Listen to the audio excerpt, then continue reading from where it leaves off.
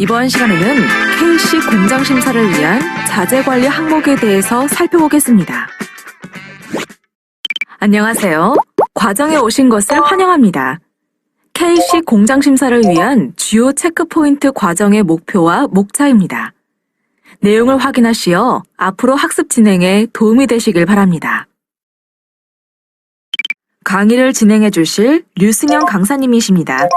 현재 한국상하수도협회 전문위원으로 활동하고 계십니다. 자재관리 심사 항목은 다음과 같습니다. 1번, 위생안전 기준에 적합한 제품 생산을 위해 자재별 품질 기준을 사내 표준으로 규정하고 있는가?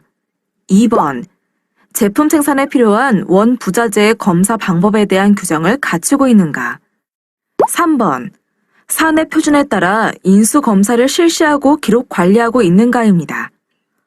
구체적인 내용을 지금부터 강사님의 강의로 살펴보겠습니다. 이번 시간에는 자재 관리에 대해서 알아보도록 하겠습니다. 자재 관리 1번 항목은 위생 안전 기준에 적합한 제품 생산을 위해 자재별 품질 기준을 사내 표준으로 규정하고 있는가입니다. 배점은 10점입니다. 이 경우 자재별 품질 기준이 위생안전 기준이나 회사 실정에 적합하도록 규정한 경우를 얘기를 합니다.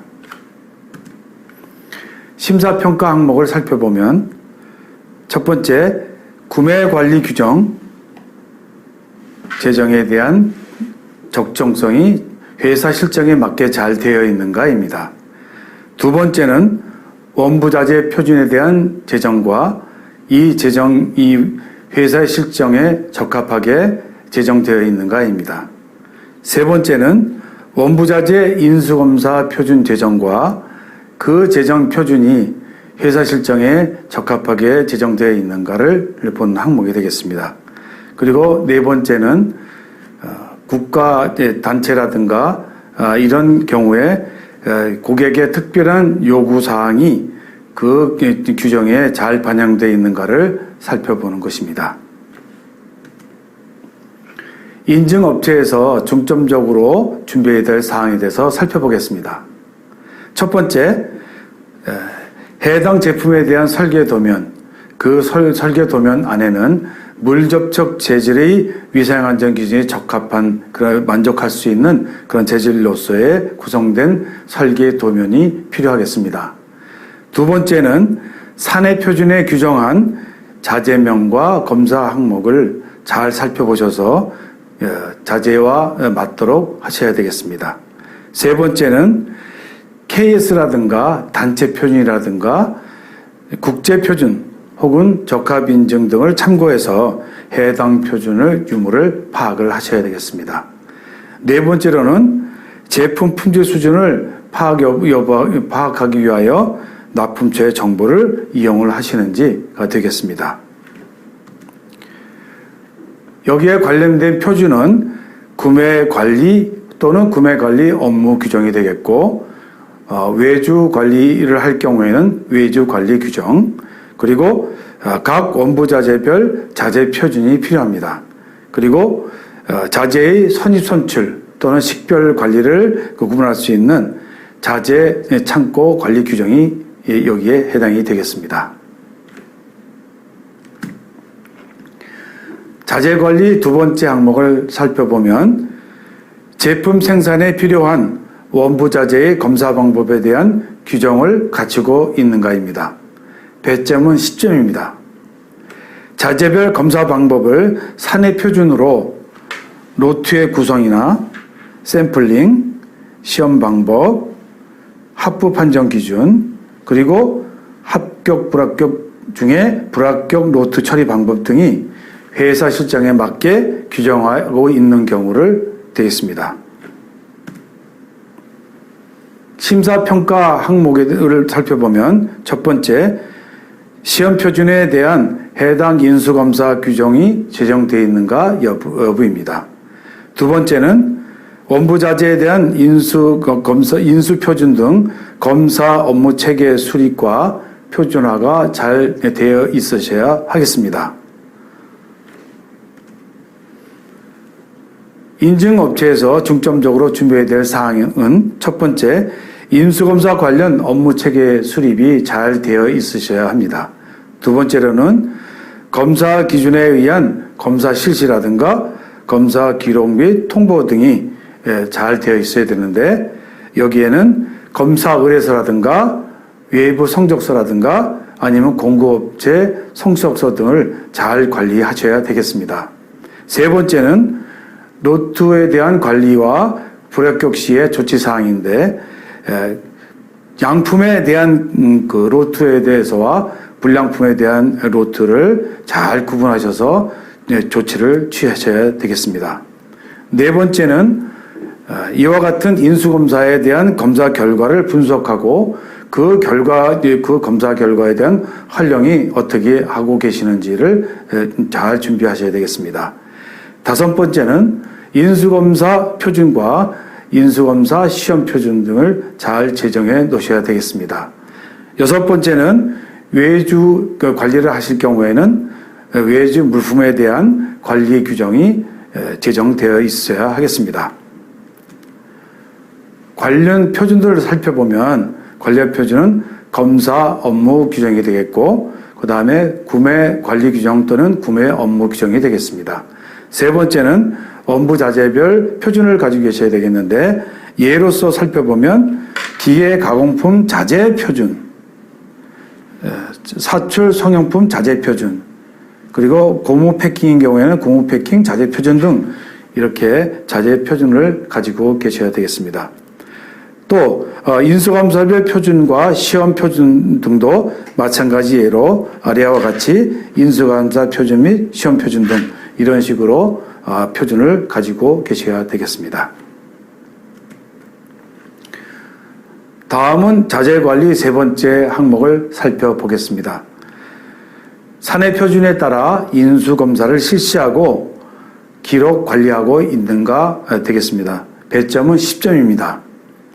이 경우 제품 생산에 필요한 원부 자재의 인수검사 내용이 사내 표준을 충족하고 있는 경우와 인수검사 결과를 기록하고 관리하는 경우가 되겠습니다. 심사평가 항목을 살펴보면 첫 번째, 원부자재 인수검사 성적서 내용이 회사 실정과 맞게 적절하게 되어 있는가 되겠습니다. 두 번째는 외부 공인시험 성적서를 활용할 경우에 우리 회사의 시험 주기와 적정하게 주기별을 잘 정해서 의뢰를 하셔야 되겠습니다.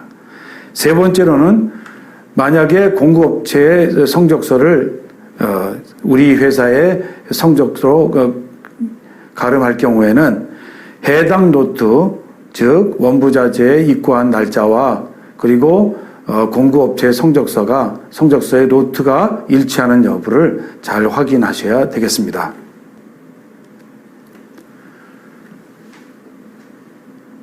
인증업체에서 중점 준비 사항을 살펴보면 첫 번째, 검사 업무 규정에 따른 인수검사 성적서를 가지고 계셔야 되겠고, 두 번째, 외부 검사 성적서를 활용 시에는 다음과 같은 체계를 잘 준비하셔야 되겠습니다.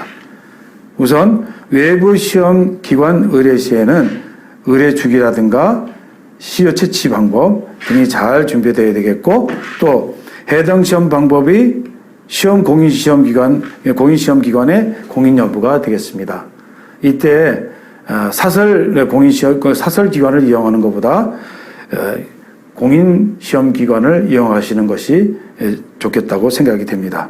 그 다음에 이와 같은 것을 취합한 결과 확인 절차 등이 그 체계가 잘 수립이 되어야 되겠습니다.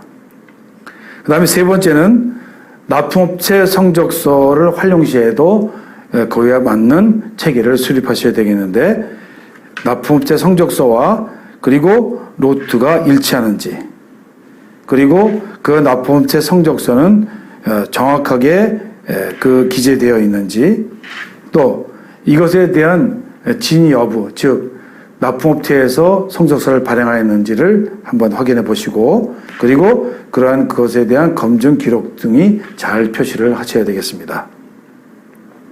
네 번째로는 검사 대기 장소를 확보하셔야 되겠는데, 인수검사를 하였을 경우에 양품인 경우에는 자재 창고로 입고를 하시고, 불량품인 경우에는 적색 표시를 하셔서 별도의 보관 장소로 이동하시는 것이 필요하겠다고 생각이 듭니다.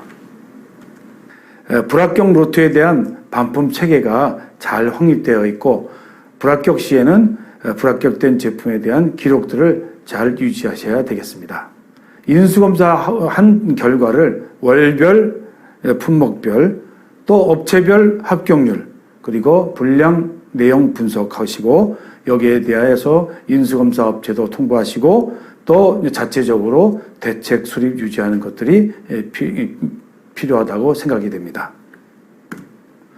다음은 관련 표준 및 기록을 살펴보면, 인증업체에서는 자재 시방과 발주서를 준비하시고, 그리고 원부 자재별 인수검사 성적서, 그리고 만약에 공구업체의 성적서를 요구할 경우에는 공구업체 성적서가 되겠습니다. 이 말은 밀시트라고도 얘기를 합니다.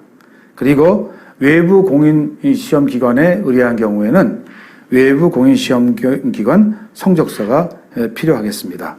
그리고 이외에 원부자재 수불대장과, 그리고 부적합품이 있을 경우에 부적합품에 대한 반품 대장이 기록과 잘 유지가 되어야 되겠습니다. 이상으로 자재 관리에 대해서 살펴보았습니다. 감사합니다. 이번 시간 학습 내용을 퀴즈를 통해 확인해 봅시다.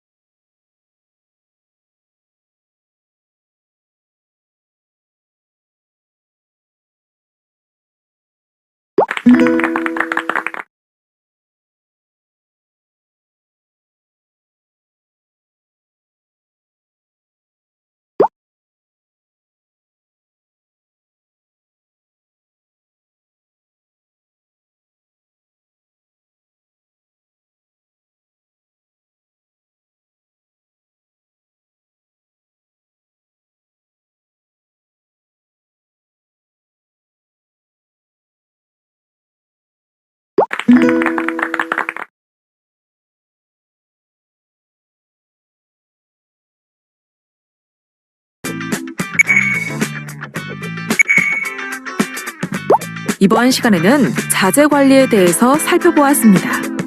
다음 시간에는 공정 관리에 대해서 살펴보겠습니다. 수고하셨습니다.